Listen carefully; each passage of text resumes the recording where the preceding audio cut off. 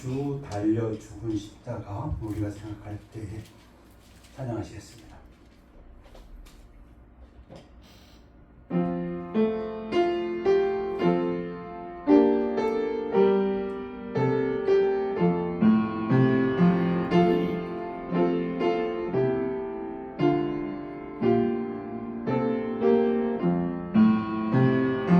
주 달려 죽은 십자가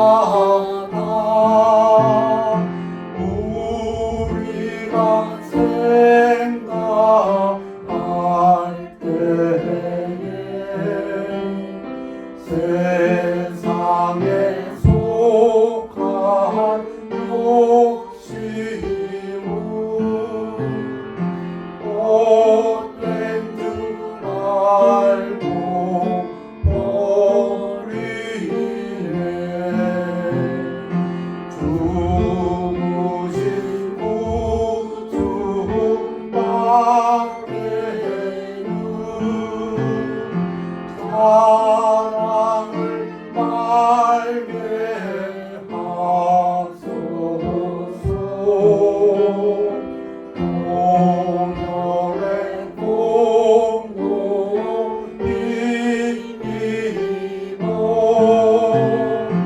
요만한 마음을 버리네. 보다 긴 손발 보니 큰 자비 나타내셨네.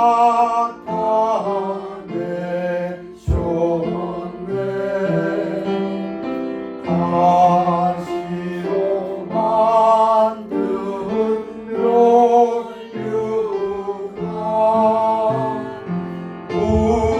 우리를 위해 쓰셨네.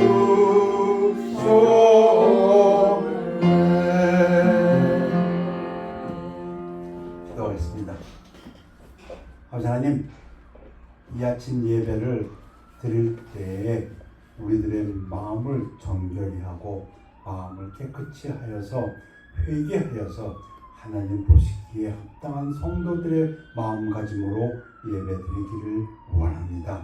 그리하여서 우리가 깨끗한 몸이 되어서 모든 지은 죄를 용서받고 신령과 진정으로 예배를 드릴 때에 하나님께서 영광 받아 주옵시고 우리들에게는 우리들의 기도 제목이 하나님 앞에서 응답받는 귀한 역사들이 일어나기를 원합니다.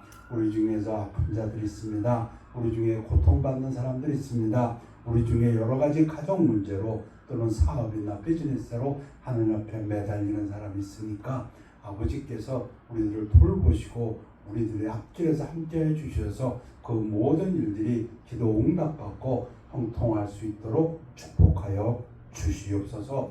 아버지 하나님, 예배를 드릴 때에는 우리의 모든 것을 위의 것을 바라보고 이 땅의 것은 내려놓고 온전히 하나님의 사랑과 하나님의 은혜와 자비 속에서 축복을 구하는 귀한 예배 되도록 인도하여 주시옵소서.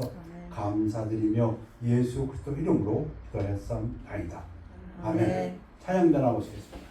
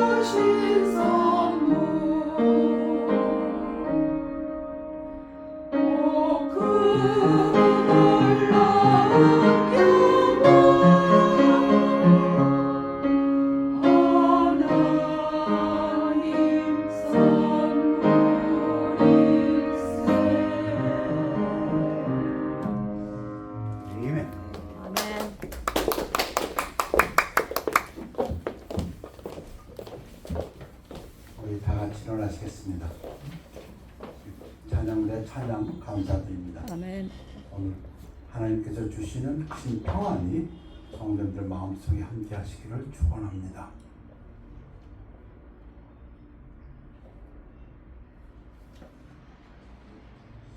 하나님 말씀은 로마서 12장 1절 2절 두 말씀 되겠습니다. 그러므로 형제들아 내가 하나님의 모든 자비하심으로 너희를 구원하노니 너희 몸을 하나님이 기뻐하시는 거룩한 산 제물로 드리라.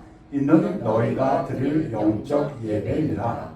너희는 이 세대를 본받지 말고 오직 마음을 새롭게 함으로 변화를 받아 하나님의 선하시고 기뻐하시고 온전하신 뜻이 무엇인지 분별하도록 하라. 말씀 선포를 위해 기도하겠습니다.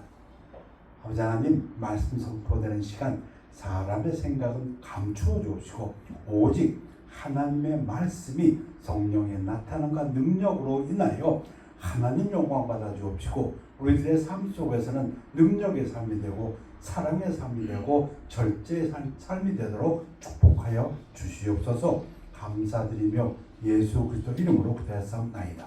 아멘. 앉으시기 바랍니다. 베드로 형님에게 진짜 감사를 드리는 게 많습니다. 왜? 성질이 급해서? 맞습니다. 참지 못하고 얘기를 진실하게 쏟아냅니다. 그런 성질이. 예수님이 너희들은 나를 누구라고 하느냐? 그 당시 사람들은 선지자 중에 한 사람, 그 다음에 뭐 엘리야라는 사람도 있었고 엘리사라는 사람. 그런데 베드로는 자기의 믿음을 드러냅니다. 시몬 베드로가 대답하여 이르되 주는 그리스도시요 살아계신 하나님의 아들이십니다. 얼마나 놀라운 간증을 하는지요. 예수께서 대답하여 이르시되 바요나 시몬아. 바요나라는 것은 요나의 아들, 바가 아들이라는 뜻입니다. 아들 요나, 요나의 아들 시몬아, 네가 복이 있도다. 이를 네게 알게 한 이는 혈육이 아니요 하늘에 계신 내 아버지시니라. 그 예수님 말씀 재미있어요. 베드로야, 네 아버지가 요나지. 그런데 지금 네가 한 그 테스티모니는 그건 네 육신의 아버지가 준 게 아니라 하늘에 계신 내 아버지가 너를 통해서 하신 거다. 그럼 그겁니다. 또 내가 네게 이르노니 그러면서 교회라는 단어가 처음 나옵니다. 신약성경에 복음서에서 딱 두 번 나오는데 그 첫 번째 교회가 어떻게 설립되는지 너는 베드로라. 내가 이 반석 우리 잘 배웠습니다. 조금 전에 한 베드로의 신앙 고백 위에 내 교회를 세우리니 음부의 권세가 이기지 못하리라. 이 교회가 세워집니다. 교회는 뭐 위에 세워진다고요? 이거 여성다. 이 반석이라는 단어는 페트라라는 건 여성, 그리스어의 여성 단어입니다. 피라는 남성입니다. 그래서 이게 피로는 아닙니다.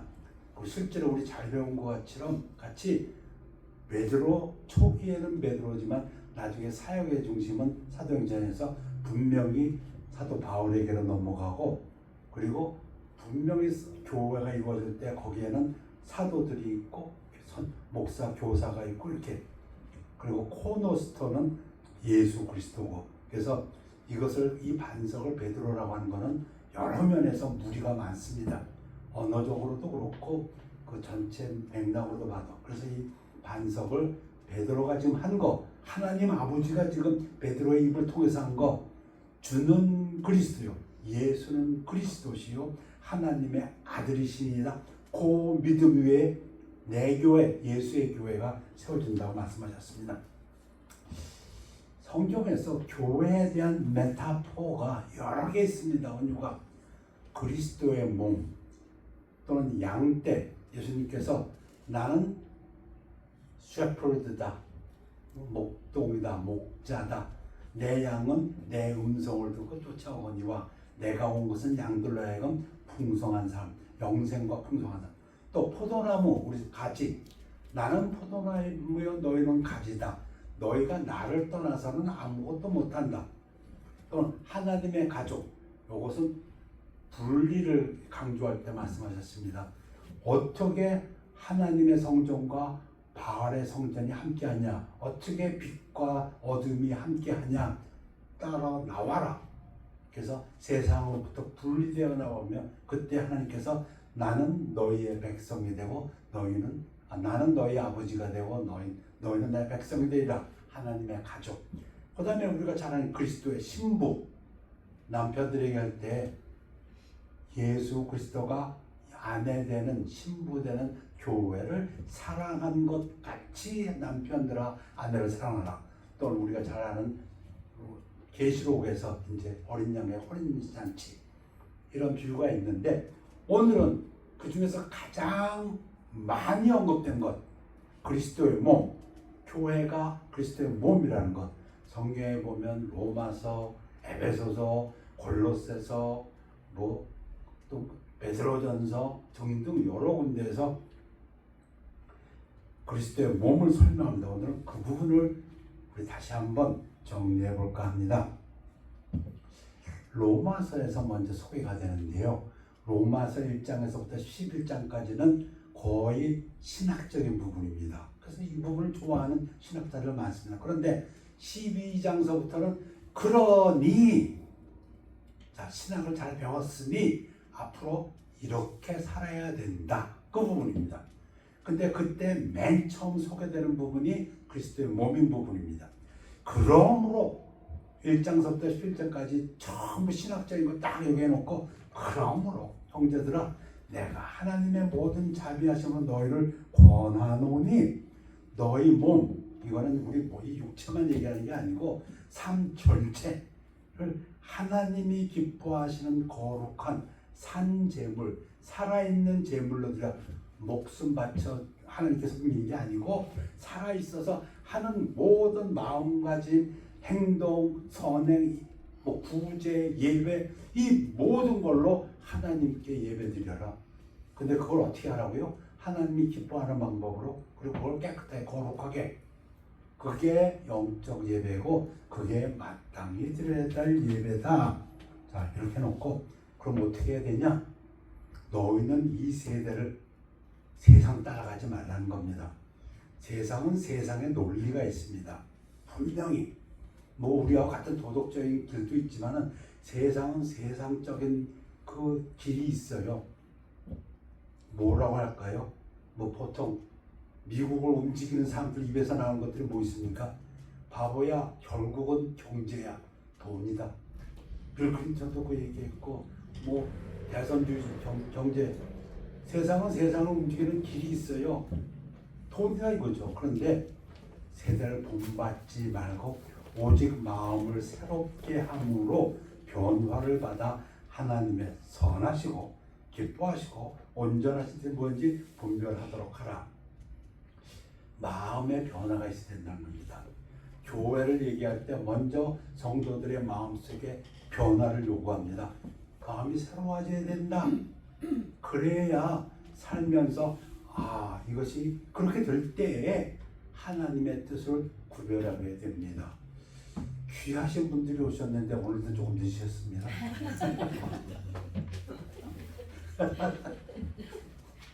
두 가지를 얘기했습니다. 칭찬을 하나 했고 하나는 부정됐습니다. 가장 중요한 부분 지금 얘기합니다. 우리 교회에 대해서 얘기를 하는데 그 놀라운 로마서 1장 10절까지 모든 신학 지식을 준 다음에 그러므로 이렇게 살아야 된다. 내게 주신 은혜로 말미암아 너희 각 사람에게 말하니 마땅히 생각할 그 이상의 생각을 품지 말고, 이 부분입니다. 다른 성경은 이렇게 번역했습니다. 여러분은 자기 모습이나 가치를 과대평가하지 말고 자기 자신에 대한 어떠한 생각을 가지고 있는지 이거 바꿔야 된다는 겁니다. 여러분, 성경은 제 경험으로 보면, 그건 모든 우리 성도들이 다 느낀다고 생각합니다만 관계입니다. 나와 하나님과의 관계입니다. 그리고 나와 나의 관계입니다. 내가 나를 어떻게 판단하냐, 이거 굉장히 중요합니다. 먼저는 나와 하나님의 관계가 제일 중요하고, 심령이 가난한 자는 복이 있나니 천국이 저희 것이며, 예수님 산상수훈 첫 번째 얘기, 그거 뭐예요? 심령이 가난하다는 거는 하나님, 내 마음은 하나님이 없이는 채워지질 않아요, 그겁니다. 나는 하나님이 없으면 내 마음 허전해요. 이 사람 가난한 사람입니다. 나와 하나님의 관계입니다. 그 다음에 애통하는 자는 복이 있나니 저희가 위로를 받을 것이며, 애통하는 거는 자기 자신, 나 자신에 대해서. 인간의 한계가 넘을 수 없잖아요. 그 단어가 사람이 좋다, 모닝이라고 했죠. 모닝. 나에 대해서 내가 어떠한 불완전한 존재라는 걸 깨닫는 겁니다. 그래서 애통하는 겁니다. 근데 그럴 때 하나님께서는 그가 위로를 받는 거예요. 그냥 온유한 자라는 거는 나가 아니고 하나님도 아니고 나와 다른 사람의 관계입니다. 성경은 늘 그걸 얘기합니다. 온유하다는 건 자기 생각을 그냥 밀어붙이는 사람들, 그 사람은 온유의 반대예요. 자기가 옳다고 그냥 사람들에게 밀어붙이는 사람. 하나님이신 예수님은 그 말씀을 전할 때에도 밀어붙이질 않았어요. 그들이 깨닫기를 원했어요. 귀 있는 자는 들을지어다.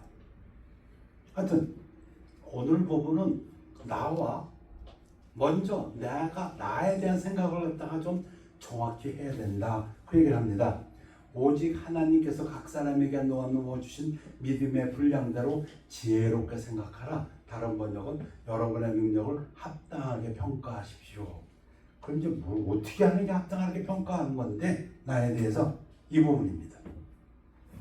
우리가 한 몸에 많은 지체를 가졌으나 모든 지체가 같은 기능을 가진 것이 아니니, 나를 볼 때 전 가장 불행한 사람들이 이런 사람들입니다. 온 세계에 자기가 꽉 차 있는 사람.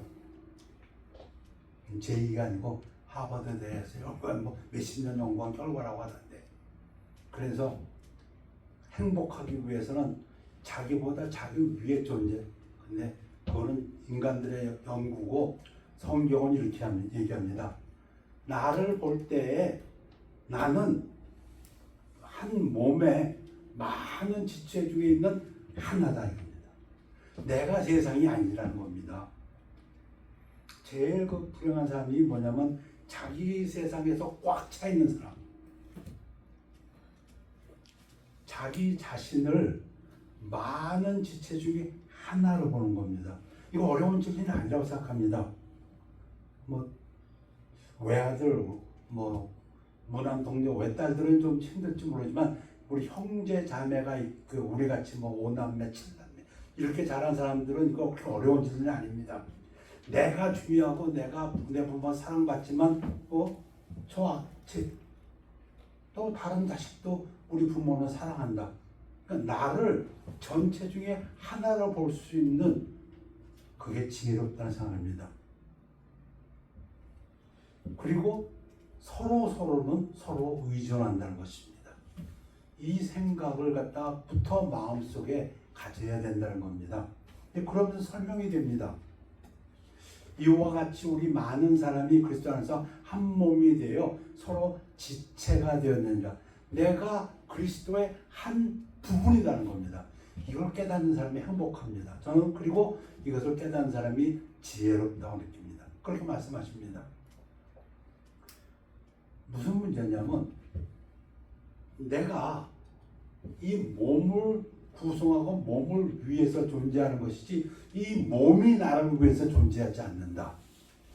어떤 의사는 그런 얘기 하더라고요. 여러분, 암이 성경적으로 뭔지 아십니까? 자기만 배불리는 거라고 그러더라고요. 몸에서 양분이 오면은 양분을 온 세포가 다 골고루 나눠 먹어야 되는데, 암은 어떤 세포냐면 나만 모든 양분을 끌어들여서 자기 혼자 막 자라난답니다. 그것도 비유가 어떤 비유인지 모르겠지만 하여튼 조금 이해에 도움이 되는 것 같아요. 내가 몸을 섬기는 존재지 몸이 나를 섬기는, 그건 아니다. 내가 어떤 능력이 있다면 그 능력은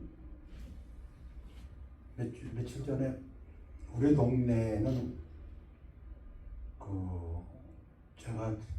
저희가 가끔 이렇게 얘기를 많이 하는 분이 있는데 돈 얘기를 많이 해요. 그건 세상 분위기 때문에 돈 갖고 어떻게 할까 모르는 사람들. 그래서 제가 얘기해, 당신이 돈이 많다면 성경적으로 얘기해서는 가난한 사람들 주라는 겁니다. 이렇게 대답했어요. 자, 나에게 어떤 능력이 있고 기능이 있다면 그거는 몸을 섬기기 위한 거다. 우리에게 주신 은혜대로 받은 은사. 그러면서 설명을 합니다. 이게 교회니까 은사가 각각 다르니 은사가 카리스마타라는 거예요. 은혜로 주신 재능 뭐 이런 겁니다. 자, 교회에는 예언이면 믿음의 분수대로 정도에 맞게. 여러분, 세상에 이런 견해도 있습니다. 교회를 볼 때 성직자, 비성직자. 그래서 성직자하고 평신도, 뭐 천주교식으로 하면 프리스트, 사제들하고 보통 사람들. 근데 사도 바울은 물론 그 당시에 유대인들도 그렇게 생각했습니다. 그런데 전혀 다른 얘기를 지금 합니다. 여러분, 이게 전혀 다른 얘기. 이런 얘기는 여태까지 없었어요. 뭐냐면 목사도 하나님께서 어떤 사람에게 설교의 은사를 준 그 사람이다. 그 다음에 봉사, 이건 집사입니다. 봉사란 단어는 디아코니아라고 했는데 그 원어가 디아코노스란 집사라는 뜻입니다. 여러분, 집사는 뭡니까? 봉사하는 사람입니다. 섬기는 일로, 가르치는 자면 가르치는 일로. 그러니까 목사, 집사, 또 가르치는 선생, 이게 다 하나님께서 주신 은사가 다르다. 위로하는 은사를 받은 사람도 있습니다. 다른 사람의 믿음을 이렇게 북돋아주는 위로하는 일로, 구제하는 자는 성실함으로 구제, 또 은사입니다. 하나님께서 어떤 사람에게 돈을 많이 주셨다면 그거는 부재하는 은사를 줬다고 생각하면 됩니다. 제가 그분에게 얘기해 준 거예요. 당신 그렇게 돈 많으면 주변을 보고 가난한 사람 있으면 좀 베푸세요. 제가 그랬어요. 그거 안 베풀면은 여러분 잘 아는 것처럼 사해하고 갈릴리 호수처럼, 갈릴리 호수는 물을 받아갖고 주니까 넓게 깨끗하고 풍성한데 사해는 물 받아갖고 안 주니까 다 썩지 않습니까? 다스리는 자는 부지런함으로, 자선을, 용서를, 긍휼을 베푸는 자는 즐거움으로 할 것이니라. 자, 왜 이야기를 하냐면 우리를 판단할 때 우리가 이러한 한 부분이라는 겁니다. 자기 자신을 전체에서 한 부분으로 볼 줄 아니 안목 참 중요합니다. 하나님께서는 또 만물을 그리스도의 발 아래 복종하게 하시고 그리스도를 만물의 교회의 머리를 삼으셨느냐. 그러면 예수는 뭐냐? 교회의 모든 권위는, 명령하는 부분이죠. 명령하는 부분. 모든 권위는 머리인 예수님한테 있다는 겁니다. 그리스어로 케팔레는 일반적으로 authority, 권위를 의미합니다. 그러니까 우리 교회의 모든 권위는 예수님한테 있다. 그런 얘기입니다. 교회는 그리스도의 몸이니 만물 안에서 만물을 충만하게 하신 이의 충만함이니라. 온 우주를 채우는 분이 그 교회에 충만히 거하십니다. 하나님의 은혜가 교회에 충만히 거한답니다. 믿으십니까? 저부터 믿습니다. 저는 어떤 때는 찬양하면서 이 찬양이 살리는구나, 우리 병을 낫게 하게 하는구나, 그런 마음이 올 때도 있고요. 어떤 때는 오늘 성령님께서 강하게 역사하시는구나, 그럴 때도 있고요. 오늘 귀인들이 모이는구나, 그런 영감도 받고요. 교회 안에 충만히 거합니다. 그래서 저는 개인적으로 교회에서 예배 드리는 것이 그렇게 좋습니다. 즐겁습니다. 교회는 원래 유대인들은 회당이라는 것을 했죠. 유대인의 회당. 회당은 10명이 있으면 회당입니다. 그런데 10명이 없으면 그것은 기도처라고 했습니다. 근데 예수님은 아까 말씀드린 대로 복음서에서 딱 두 번 교회를 언급하시는데 아까 16장에서 어떻게 교회가 세워졌냐 얘기하시고 18장에서는 교회의 어드미니스트레이션에 대해서 얘기합니다. 교회에서 어떤 일이 있을 때 어떻게 처리해야 되느냐. 그때 뭐라고 말씀하시냐면 교회란 단어로 쓰신 다음에 두세 사람이 내 이름으로 모인 곳에는 나도 그들 중에 함께하느니라. 이렇게 말씀. 그래서 많은 우리 기독교인들의 신학자들은 교회는 몇 명이 모여야 되느냐. 또 사도행전에 보면은 처음에 교회가 없지요. 그래서는 가정에 들어가서 예배를 드립니다. 그럴 때 사도 바울이 뭐라고 얘기하냐면 누구 집에 있는 교회에 문안 인사한다. 그래서 집에서 예배를 드릴 때 그 식구들이 그것도 하나님께서 아니 성령님께서 교회라고 말씀하십니다. 그래서 뭐 인원에 대한 것을 말씀 안 했지만 두세 사람이 말씀드린 대로 베드로의 신앙 고백 예수 그리스도가 그분이 그리스도고 그분이 하나님의 아들이라는 믿음 안에서 예배를 드린다면 그게 교회다. 근데 그 교회의 머리 되신 예수님의 은혜가 충만하다고 말씀하십니다. 말씀드린 대로 교회에 대한 비유가 여러 가지가 있지만 가장 많이 언급되는 것이 이 몸과 지체의 비유입니다. 고린도전서에서 또 이 부분을 또 설명합니다. 몸은 한 지체뿐만 아니라 여러 지체이니 이 몸이라는 것은 여럿이 모인 거라는 겁니다. 만일 발이 이르되 나는 손이 아니니 몸에 붙지 아니하였다 할지라도 이로써 몸에 붙지 아니한 것이 아니요. 설명이 필요 없지요. 또 귀가 이르되 나는 눈이 아니니 몸에 붙지 아니하였다 할지라도 이로써 몸에 붙지 아니한 것이 아니니 다 각기 다른 은사가 있지만 다 한 몸을 이루고 있다. 만일 온 몸이 눈이면 그건 괴물이죠. 괴물. 듣는 곳은 어디며 온 몸이 듣는 곳이면 냄새 맡는 곳은 어디냐. 다 눈이면 어떻게 듣고 어떻게 냄새 맡느냐. 그러니까 냄새 맡는 거는 코에 의존해야 되고 보는 거는 눈에 의존해야 되고 듣는 거는 귀에 서로가 의존하고 보완해야 된다. 지금 이 얘기를 알기 쉽게 사도 바울이 이야기합니다. 그러나 이제 하나님이 원하시는 대로 지체를 각각 몸에 두셨으니 중요한 포인트입니다. 교회에 누구는 목자로, 누구는 집사로, 누구는 반주자로, 누구는 성가대원으로, 누구는 성도로 했을 때에 성경적으로 본다면 하나님이 그렇게 하셨다는 겁니다. 필요에 의해서. 그러면 우리에게 주는 교훈은 뭡니까? 감사하고 존중하고 서로 보완하고 의지하는 것입니다. 그 얘기를 하는 겁니다. 지금. 만일 다 한 지체뿐이면 몸은 어디냐? 그러니까 눈이 우리 온몸을 대표합니까? 아니요. 눈은 몸의 한 부분일 뿐입니다. 팔이 씨름장사 나가서 했다고 해서 다리가 우리 몸을 대표하냐? 아니요. 우리 몸을 대표하는 건 우리 몸 전체 하나지 그 한 부분이 아니라는 겁니다. 이제 지체는 많으나 몸은 하나라. 이제는 뭘 강조합니까? 조금 전까지는 다 다르다는 것을 강조하고 이제는 그런데 하나다. 몸은 하나지 않냐? 이제 서로 단결하라고 얘기합니다. 다양한 것들이 모여서 서로 단결해야 되고 보완해야 된다.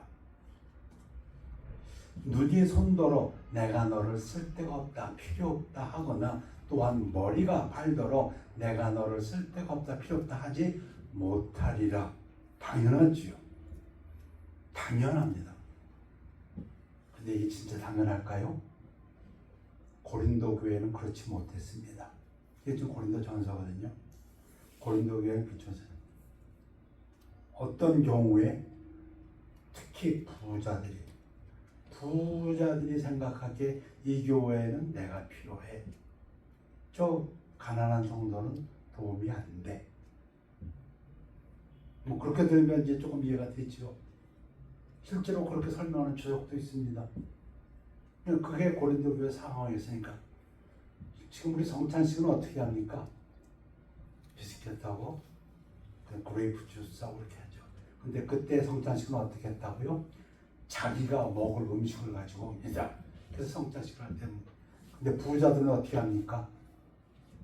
우리 어렸을 때 별도 반찬처럼 부자들은 맛있는 거 많이 싸웁니다. 가난한 사람들은. 그리고 그들은 스스로 생각하기를 이 교회에는 내가 필요해. 부자. 지금 그거를 꼬집을 수도 있습니다. 아니다 이겁니다. 아니면 이유가 그뿐 아니라 아닐 뿐더러 이게 중요한데요. 더 약하게 보이는 몸의 지체가 도리어 욕이 나고 오히려 몸에서 약한 보이는 부분들이 건강을 좌우하며 이게 지혜입니다. 지체 하나가 나만 힘있고 나만 잘 아니요. 우리 몸이 한 부분이 나라고 생각하면 내가 잘 살기 위해서는 다리도 건강해야 되고 눈도 건강해야 되고 밸런스가 맞아야 됩니다. 그래서 도와줘야 됩니다. 오히려. 왜 부자가 가난한 사람 도와줘야 되느냐? 그 이유하고도 됩니다. 왜? 한 몸을 이루고 있기 때문에.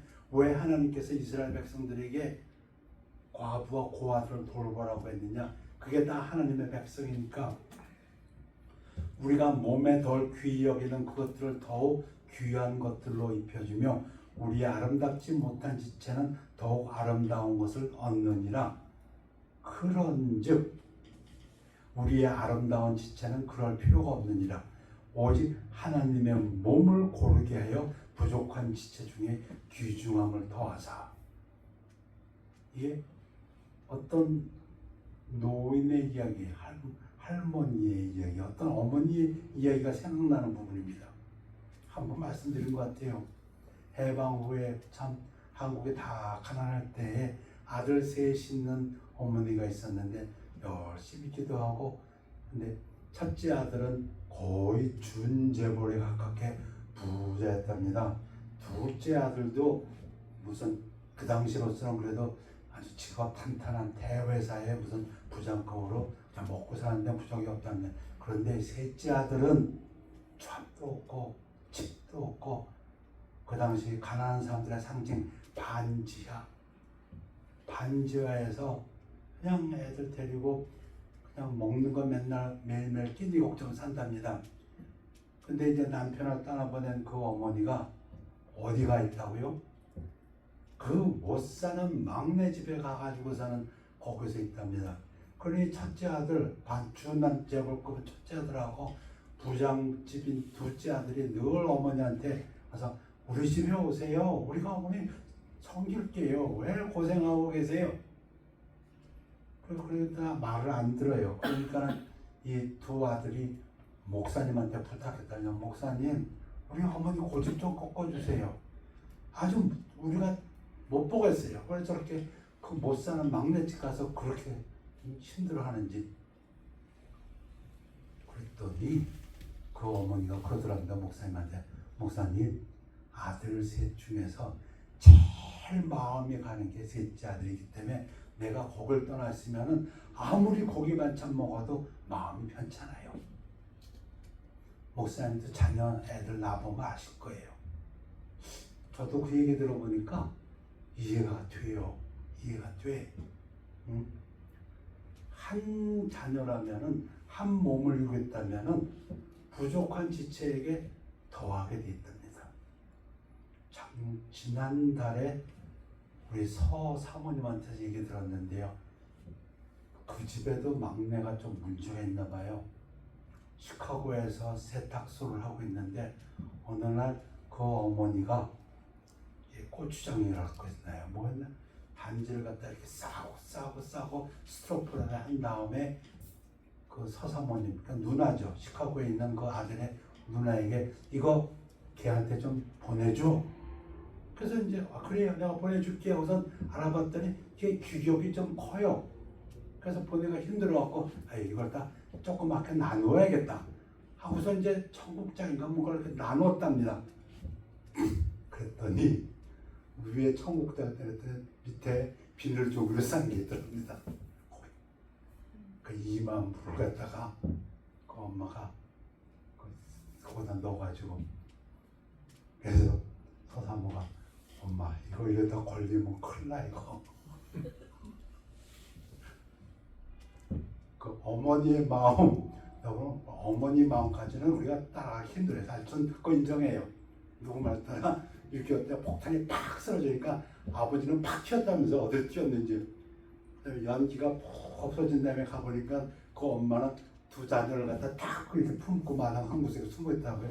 그거 어떻게 따라가겠어요? 그럼 지금 얘기하는 거는 이 정도의 나보다 남을 낫게, 그건 좀 힘들고 최소한 나와 남을 동등하게 보라는 겁니다. 나와 남. 내가 중요하다면 남도 중요하다. 그러니까 자기를 과대평가하지 말라는 건 그런 의미에서 오늘 말씀드린 겁니다. 그리고 그 부족한 지체가 실제로는 없어서는 안 될 존재다. 그걸 얘기하는 겁니다. 몸 가운데서 분쟁이 없고 오직 여러 지체가 서로 같이 돌보게 하셨느니라. 서로 돌아보라는 겁니다. 교회에서 서로 돌아보라는 얘기를 갖다 지금 이렇게 하고 있습니다. 내가 부자니까, 내가 영성이 뛰어나니까 내가 이 교회를 대표하는 사람이고, 그게 아니고 하나님의 관점에서 보면은 몸은 그리스도요, 우리는 각 지체고 내가 많은 지체 중에 하나인데 다 중요하다는 거예요. 어느 하나도 그러니까 비판하지 말라는 얘기하고도 되고요. 그리고 서로 돌아보라는 얘기입니다. 만일 한 지체가 고통을 받으면 모든 지체가 함께 고통을 받고, 맞지요? 한 지체가 영광을 얻으면 모든 지체가 함께 즐거워하느니라. 우리 중에 누가 잘 되면 우리도 그 기쁨을 누립니다. 물론 그 사람이 영광을 받지만 같은 지체에 있는 우리들은 그 기쁨을 같이 누린다 그겁니다. 너희는 그리스도의 몸이요 지체의 각 부분이라. 절대로 자기가 전체라고 생각하지 말고 부분으로서 전체를 위하는 마음, 이 마음이 있는 사람이 행복하다고 세상 사람들도 얘기합니다. 이게 안 되면 어떤 능력으로도 행복할 수가 없다고 얘기합니다. 자, 그리고 결론적으로 제가 두 구절을 뽑았습니다. 이 모든 위에 사랑을 더하라. 이는 온전하게 매는 띠니라. 그리고 무엇보다 진심으로 사랑하십시오. 사랑은 모든 미덕을 온전히 하나로 만듭니다. 그리고 그리스도의 평강이 너희 마음을 주장하게 하라. 너희는 평강을 위하여 한 몸으로 부르심을 받았느니 너희는 또한 감사하는 자가 되라. 여기서 중요한 단어가 있습니다. 그리스도의 평안이 너희 마음을 주장하게 하라. 이 단어는 아비추레이트라는 단어입니다. 여러분, 아비추레이터가 뭡니까? 두 사람이 서로 싸웁니다. 법정에서 콜트에서 싸우면은 싸우지 말고 중재자가 나와서 이거 이렇게 하지 말고 우리 서로 합의합시다. 이게 중재자입니다. 그렇죠? 근데 지금 이 단어를 갖다 씁니다. 무슨 얘기입니까? 성도들 간에 무슨 문제가 있다면 이기고 지는 게 중요한 게 아니라 그리스도 몸된 예수 그리스도를 위하여 어떻게 밸런스를 맞추고 어떻게 그리스도의 평안을 유지하도록 중재하는 게 중요하다는 겁니다. 아니, 선하고 발하고 싸워서 선이 이겼다고 합시다. 무슨 이익이 있어요? 그런 얘기입니다. 제 표현을 한다면 눈하고 손하고 싸워가지고 눈이 이놈의 새끼 막 친다. 무슨 도움이 돼? 근데 세상은 그러고 있어요. 제가 세상을 보니까 그런 사람들 많아요. 뭐가 우리고 뭐가 남인 걸 모르는 사람이 있어요. 그 얘기합니다. 한 몸으로 불렀다면 우리 안에서 일어나는 문제는 옳고 그르고, 제 표현대로 한다면 옳고 그르고를 떠나서 밸런스를 맞추고 그리스도의 평안이 주장하게 하는, 손자병법을 하면 싸우지 않고 이기는 자가 이기는 거다. 이긴들 도움이 안 되는 싸움을 하지 말라는 겁니다. 그건 제 표현입니다.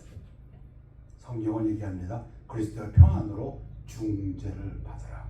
성령님께서 중재자가 될 것을 저는 믿습니다. 기도하겠습니다. 감사하님, 오늘은 교회에 대한 말씀을 증거하면서 교회에 대한 비유 중에서 그리스도의 몸으로서의 교회를 증거했습니다. 우리들로 하여금 우리가 몸된 교회의 한 지체이고 우리 서로는 절대적으로 의존해야 되고 절대적으로 돕는 관계에 있다는 것을 말씀하셨사오니 이 진리가 우리 안에서 역사하도록 축복하여 주시옵소서. 감사드리며 예수 그리스도 이름으로 기도하였사옵나이다. 아멘. 우리 겸손히 주를 섬길 때 찬양하시겠습니다.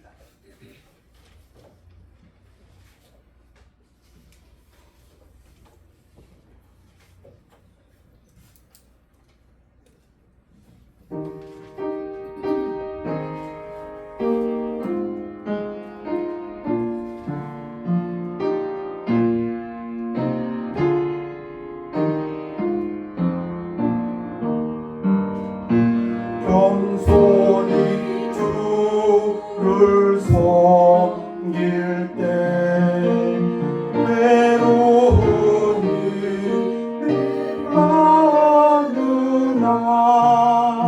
구주여 내게 힘주사 말감당하게 하소서. 인자한 마음을 가지고 사랑을 강화시키며 갈 길을 잃은 우리를 잘 인도하게 하소서. 구주의 귀한 인내로 깨달아게 하시고 굳건한 믿음 주셔서 늘 승리하게 하소서.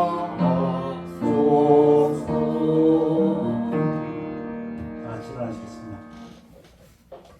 하나님, 예배를 감사드립니다.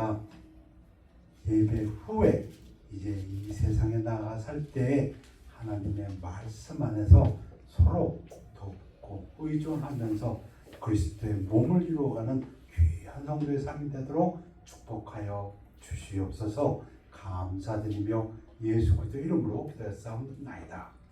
아멘. 결단의 시간입니다.